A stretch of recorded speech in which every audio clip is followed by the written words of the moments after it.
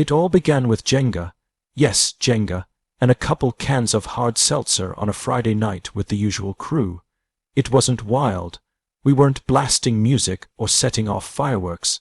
Just a few friends unwinding after another soul. Raining work week. We laughed. Someone may have dramatically shouted Jenga. And yes, a stack might have toppled into a houseplant.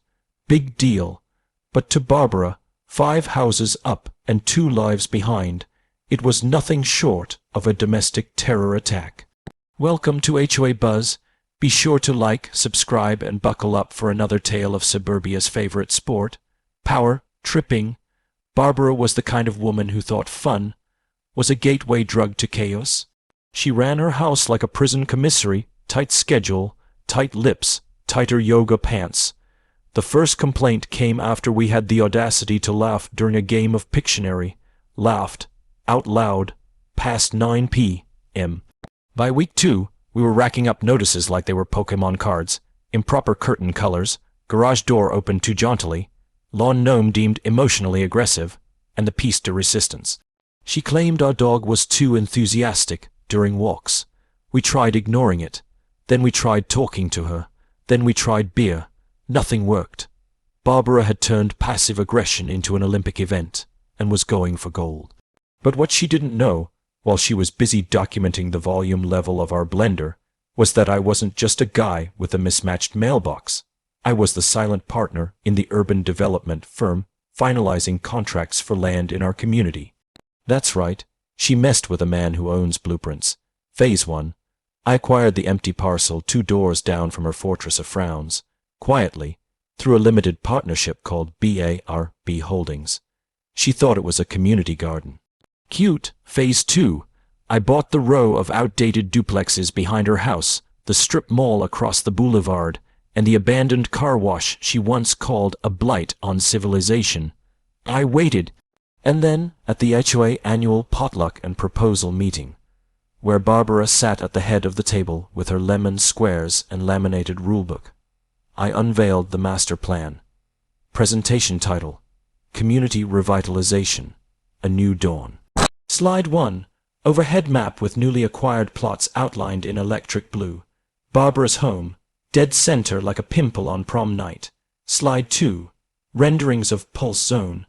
A 22.0 SQFT open-air entertainment complex featuring skate ramps, a late night fusion taco bar, and a fire-breathing animatronic dragon named Craig. Slide 3. A 24/7 acts throwing lounge with glow-in-the dark targets. Barbara dropped her lemon squares. You can't build that here, she barked, knuckles whitening over her bejeweled gavel. Oh, Barbara, I said, tapping the mic. You're right, you can't, but I can. See, I lobbied the zoning board last month. Turns out the mayor really likes Craig the Dragon, go figure.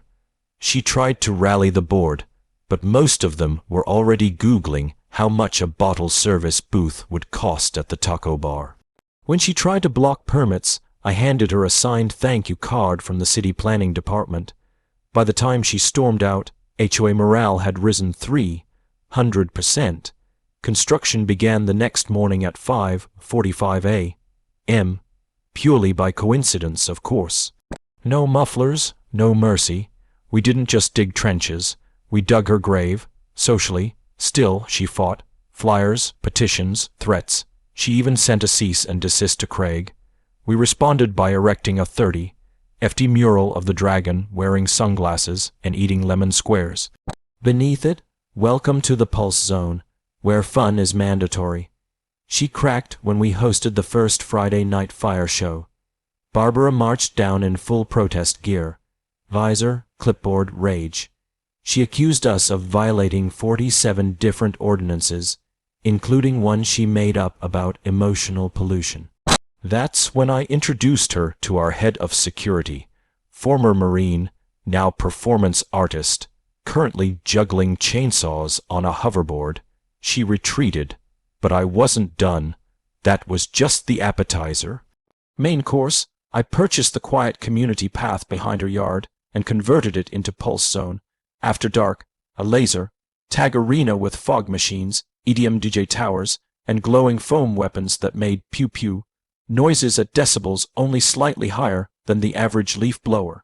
We launched it with a midnight battle royale.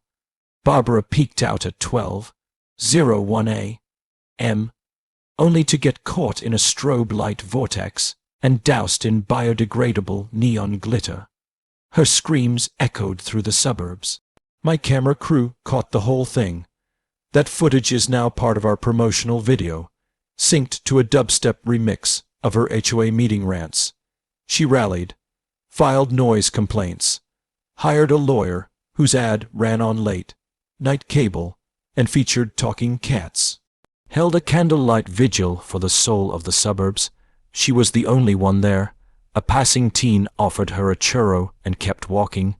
Meanwhile, I hosted the first annual Urban Rejuvenation Festival, complete with skydiving DJ, taco eating contests, and a foam pit shaped like the HOA logo. Barbara called it an affront to decency. I called it Tuesday, but the final blow, I bought the HOA building, the very one where Barbara spent years of her life, holding meetings no one wanted to attend. I converted it into a microbrewery and named it Barbara's Boardroom. The bar's logo is her face, mid-scowl, surrounded by hops. Inside, karaoke nights, weekly Jenga tournaments, and yes, neon sign that reads, "Make rules, lose wars." People come from 3 towns over just to get a selfie with the scowl. Barbara tried to sue me for emotional terrorism. The judge dismissed the case after watching a 10-minute highlight reel of her arguing with a snow cone vendor. I was awarded legal fees and gifted a plaque for outstanding contributions to community spirit. Barbara resigned from the HOA 2 days later and moved into a yurt in the desert to find peace. But the peace she left behind, that's what's truly beautiful. So next time someone tries to kill your vibe with bylaw pettiness, remember this: joy is louder, and if you must retaliate, do it with lights, beats, and a 30 FD dragon named Craig. The end.